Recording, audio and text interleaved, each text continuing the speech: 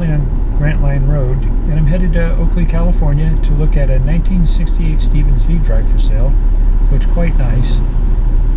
So we'll see what it looks like when I get there, and I'll take some measurements to see if it'll actually fit in the third bay of the garage.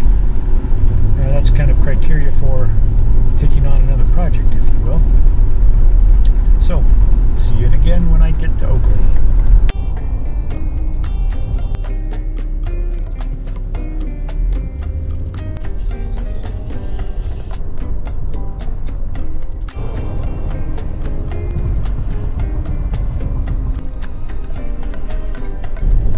We're on Highway 99, southbound. It's 4 o'clock. Quite a bit of traffic. We're doing all at 15 miles an hour.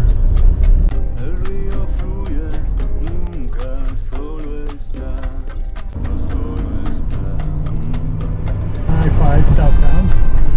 Better speed's a little bit better.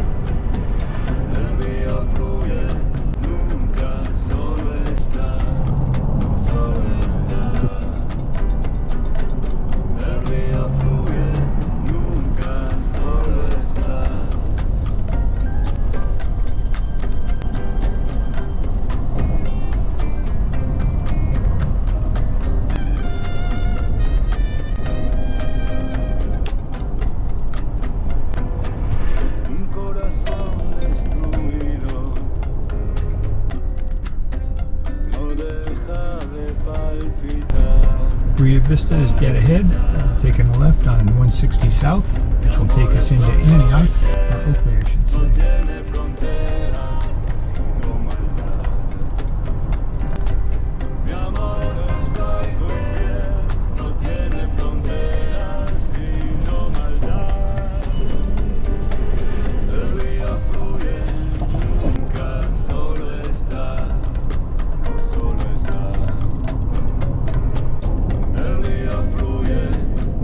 Engine on Highway 4, more traffic.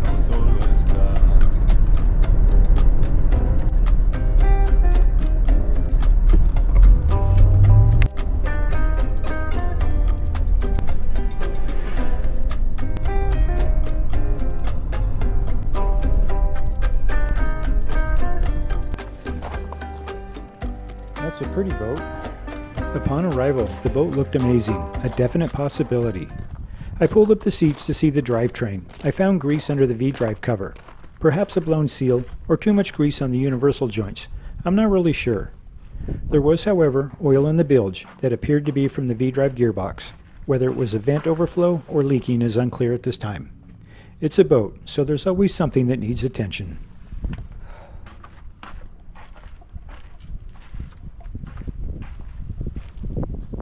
We put the seats back in place and it was time to run the engine. From left to right, you can see the in and out shifter, the cavitation plate adjuster, and the gas pedal. He turned over the engine and it fired right up. So this switch, or this little full lever down here, one's for the fuel pump and two's for the bilge pump. And then this is the start button.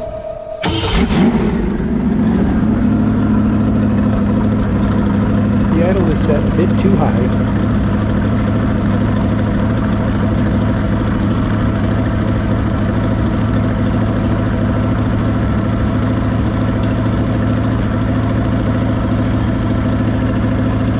As I came around from the starboard side to the port side, fuel was leaking at a high rate from the line going into the carburetor. Turn it off! That wasn't leaking yesterday because I fired it up yesterday. Yeah, just leave it be for now. That's fine. Yeah, it has a oil pressure gauge right here and then one in the... I don't know why the exhaust water is so dirty, given that he ran it yesterday. After running the engine, I climbed under the boat. This is where it got interesting. As you can see, it's a white boat with red trim.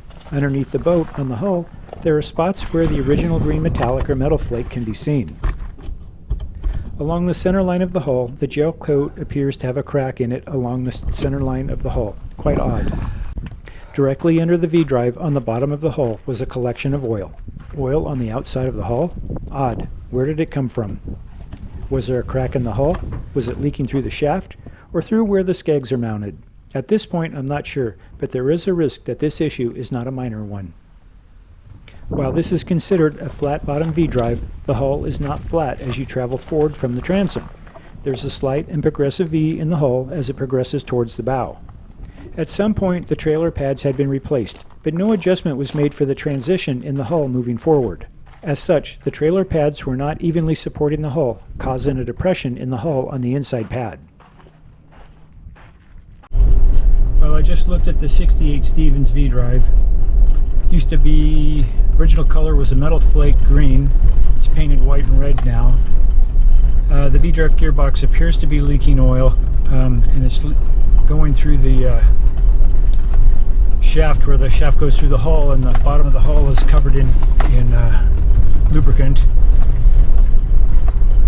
And I'm not sure that the trailer is a proper fit for that hull because there were some depressions in the hull where the pads are, and that's not supposed to be that way. And there also appeared to be a crack on the center line from the fins all the way back to the rudder on the center line.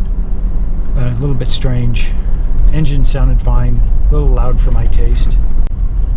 Looked good. Looks like somebody did a nice job fixing it up, and it's got a few minor issues.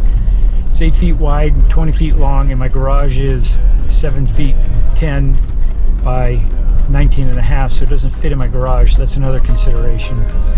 So there you have it. I'll ponder it, and if it's still available, maybe I'll make him an offer. I'm not sure.